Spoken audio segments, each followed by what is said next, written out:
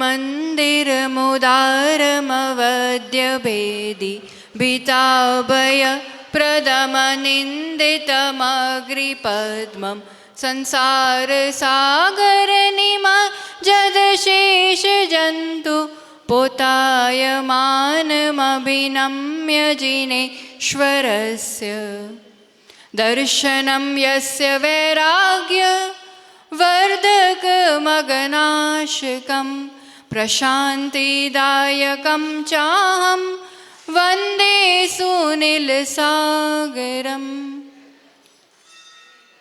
जय बोलो देवादिदेव 1008 श्री महावीर भगवान की। रोज की अपेक्षा भले कम है पर काम के हैं। बड़ी भक्ति भावना से यहाँ तक पहुँचे हैं। दोनों हाथ ऊंचे करके बड़े उत्साह के साथ मुनिकुंजा ज्येष्ठाचार्य श्री आदि सागर जी, महावीर कीर्ति जी, विमल सागर जी महाराज की, युग श्रेष्ठ तपस्वी सम्राट आचार्य सन्मति सागर जी महाराज की, चर्या चक्रवर्ती चतुर्थ पट्टाधीश अध्यात्म योगी मम प्राण गुरु श्रेष्ठ आचार्य भगवान सुनील सागर जी गुरुदेव की, समाधिष्ठ परम पूज्य आचार्य श्री भरत सागर जी महाराज की, समस्त आर्य का संघ की जय। इंदौर की भूमि थी और भूमि के कानों में कुछ शब्द पड़े कि इस सदी के इस युग के बहुत बड़े संत अपने विशाल संघ के साथ आए हैं, तो आप भी आइए। 2014 की बात है और आचार्य भगवान सुनील सागर जी गुरुदेव संकली कर्म परंपरा के चतुर्थ पट्टाचार्य के रूप में गुजरात की बड़ौदा नगरी में आगमन हुआ था। और ब्रह्मचारिणी भूमि दीदी जब यहाँ इंदौर में उस समय साधनारत थी, उन तक बात पहुंची। बहुत लोगों के कानों तक बात पहुंचती है कि बहुत महान संत है, बहुत बड़े संत है, बहुत बड़ा संघ है।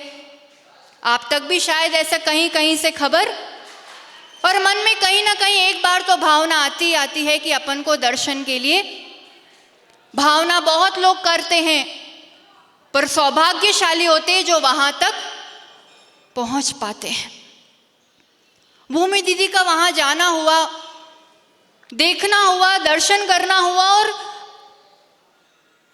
वो आचार्य परमेश्वरी की मुद्रा, वो गंभीरता, वो साक्षात मूलाचार, समय सार, वो तो ऐसे हृदय में बस गए कि वहां आना जाना शुरू हो गया।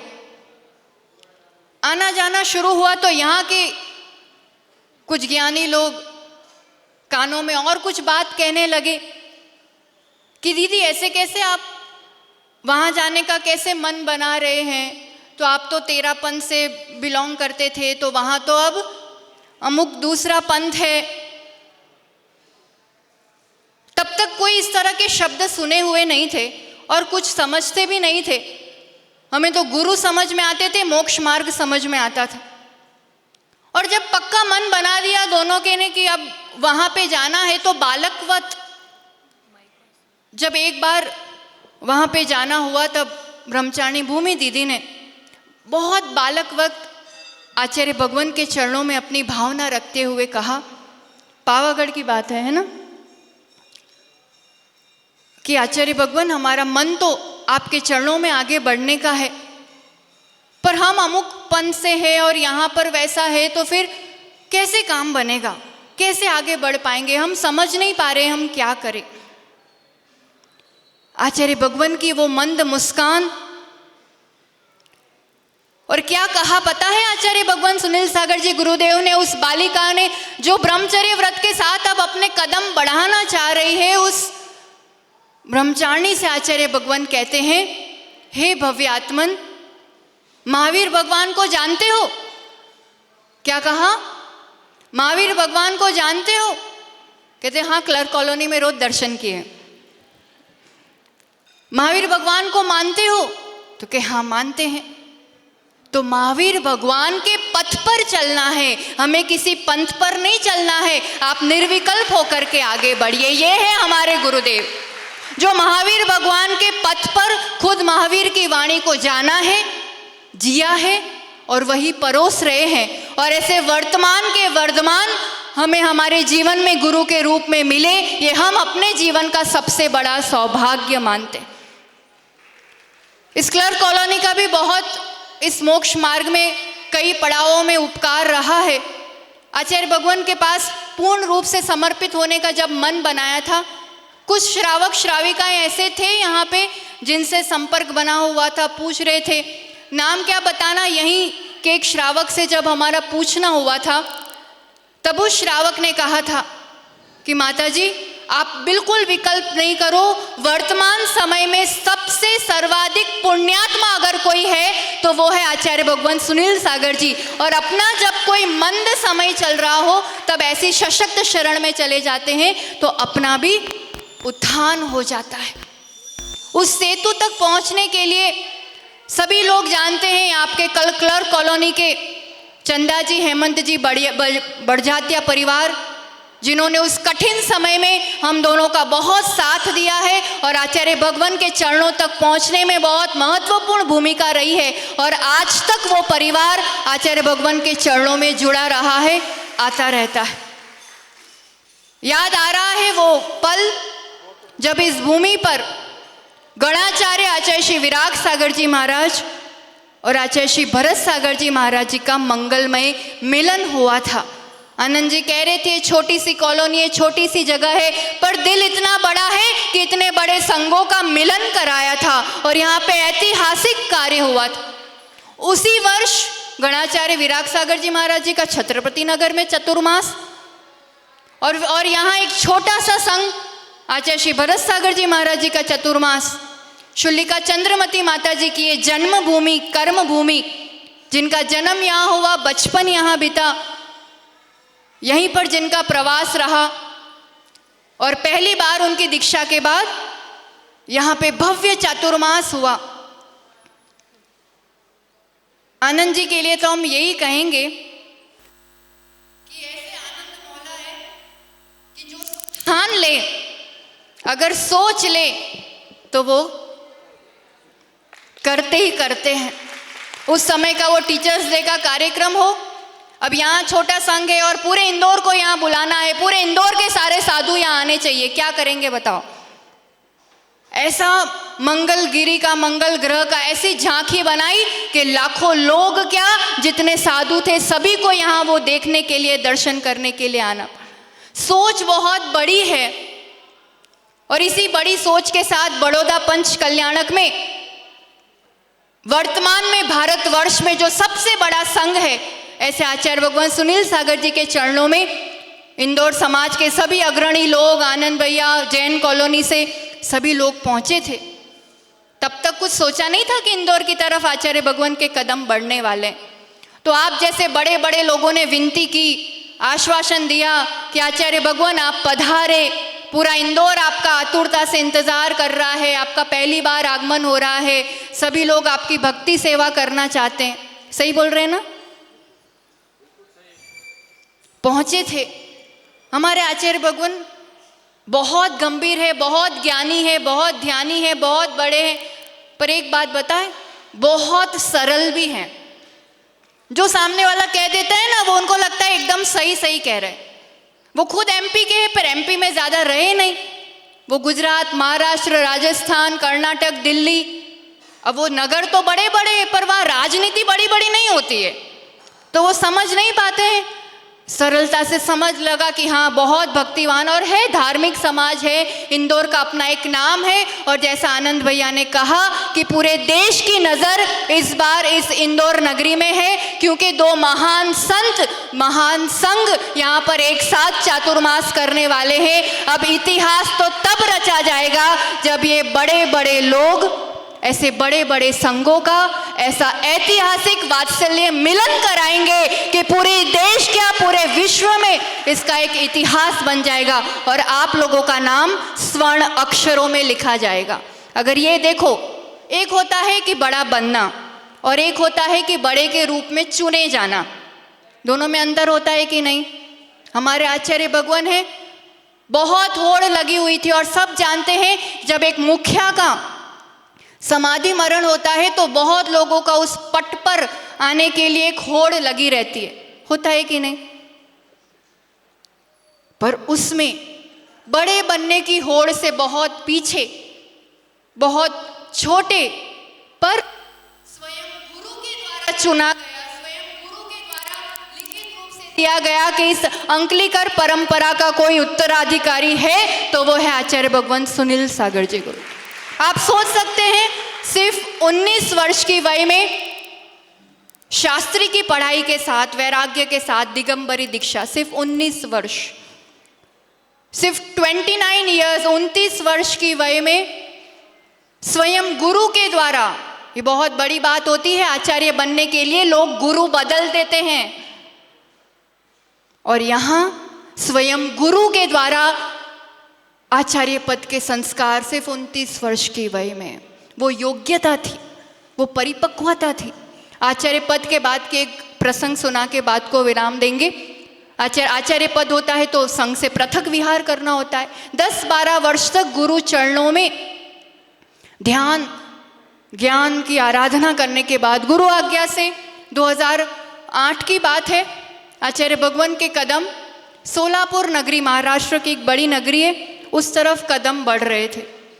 बीच में एक साधु मिले और उन्होंने आचार्य भगवंत से कहा कि आप सोलापुर तरफ जा रहे हैं, वहां मत जाना, वहां चातुर्मास नहीं करना, वहां कोई पूछता ही नहीं है, एक रोटी तक कोई नहीं देता है, आप वहां जाके कैसे क्या करोगे? वहां बहुत मुमुक्षु टाइप के लोग रहते हैं, वो उसी टाइप की उनकी धारणा है, तो वहां आप मत जाइए। आचार्य भगवंत उसी वृत्ति से जीते हैं कि जिस ओर कदम बढ़ गए एक बार, तो फिर तो पीछे लौटने वाले नहीं है। वो उस वर्ष 2008 का वर्ष है जब वो उस सोलापुर नगरी पहुंचे भी, और उन कट्टर तो क्या बोलो, शब्द अच्छा नहीं लगता है, पर उस तरह की विचार धारणा वाले लोगों के बीच ऐसा ऐतिहासिक चतुर्मास हुआ कि उन लोगों ने श्रवण बेलोगोला तक स्वयं विहार कराया। आचार्य भगवान को अभी भी अपन को क्या जरूरत पड़ी यहाँ चतुर्मास करने की, बहुत जगह ये है। आचार्य भगवान कहते हैं अपन को साधना करना है, और जहाँ की भक्ति पुकारे, जहाँ का पुण्य पुकारे, साधना ही तो करना है। कोई निजी प्रोजेक्ट नहीं है, कोई ऐसा कोई विकल्प नहीं है, कोई प्रपंच नहीं है, सिर्फ साधना करना और कराना जानते हैं।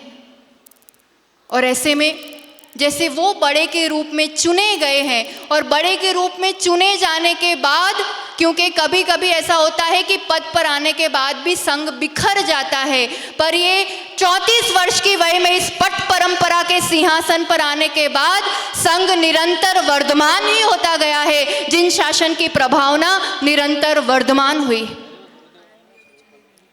ऐसे ही बहुत खुशी हुई थी उस दिन बड़ौदा में जब आनंद भैया आए थे, कितना प्रमोशन, और वो भी चुने गए हैं इस बड़े पद पर।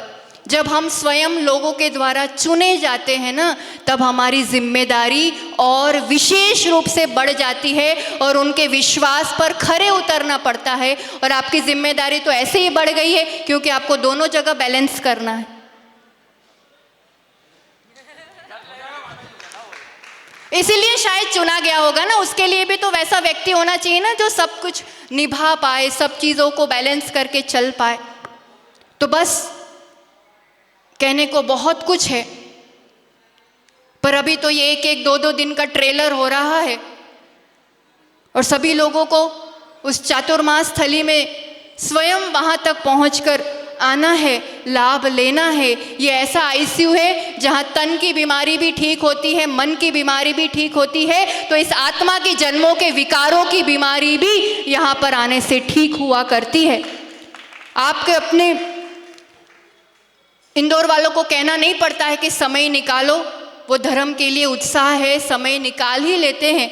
बस उस समय के नियोजन के साथ हमें विशेष रूप से चातुर्मास में अच्छे से लाभ लेना है, अच्छे से। और सबसे बड़ी बात पुनः हम यही कहना चाहेंगे कि इस बार इंदौर में वात्सल्य का, समन्वयता का एक अद्भुत संदेश जाकर के एक ऐसा ऐतिहासिक चातुर्मास होना चाहिए कि पूरे देश क्या पूरे विश्व में चर्चा का विषय तो बने, पर एक आदर्श बने कि आगे भी इस रूप से श्रमण परंपरा एक है, एक महावीर की ही परंपरा है। और उस श्रमण परंपरा के लिए जब श्रमण एक हो जाएंगे तो श्रावकों को एक होने में देर, और जिस दिन जिन शासन के श्रावक एक हो जाएंगे,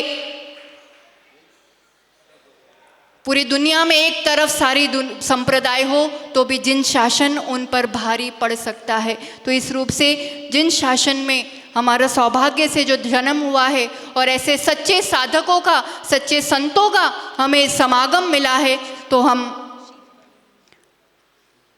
आगे शीतकालीन वाचना के लिए कह रहे हैं। तो वो तो सीधी बात होती है कि पहली एग्जाम में पास होते हैं तो दूसरी उसमें जाना आ सकते हैं ना, दूसरे उसमें कब पहुंचेंगे?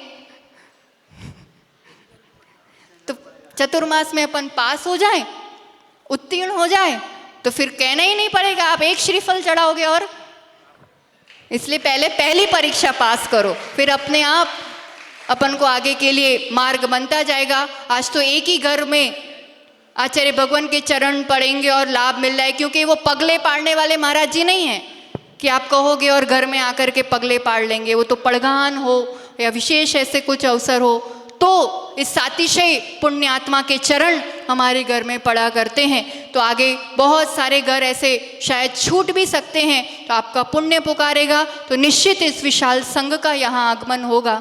हम यही कहेंगे आप सभी के लिए, सभी धर्मात्मा पुण्यात्मा है, आप सभी की निरंतर धर्म वृद्धि हो। वास्तविक अर्थों में जो महावीर का पथ है उस पथ पर, उस पद चिन्हों पर आचार्य भगवान की वाणी के माध्यम से हम सब चल सके। आपकी उपस्थिति मात्र शेर और गाय को एक घाट पर पानी पिला देती है। कितने समाजों में मनमुटाव दूर हुआ है, पंथवाद दूर हुआ है। यहाँ भी इस बड़ी सी विशाल समाज में आपके द्वारा एकता, समन्वयता और महावीर के इस पथ का निरंतर प्रवाह आपकी वाणी के माध्यम से हो।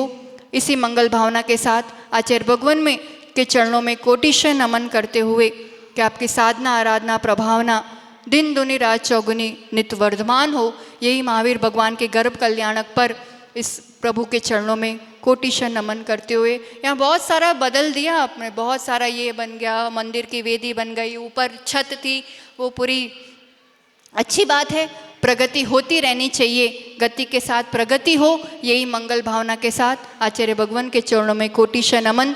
जय बोलो आचार्य भगवान सुनील सागर जी गुरुदेव की।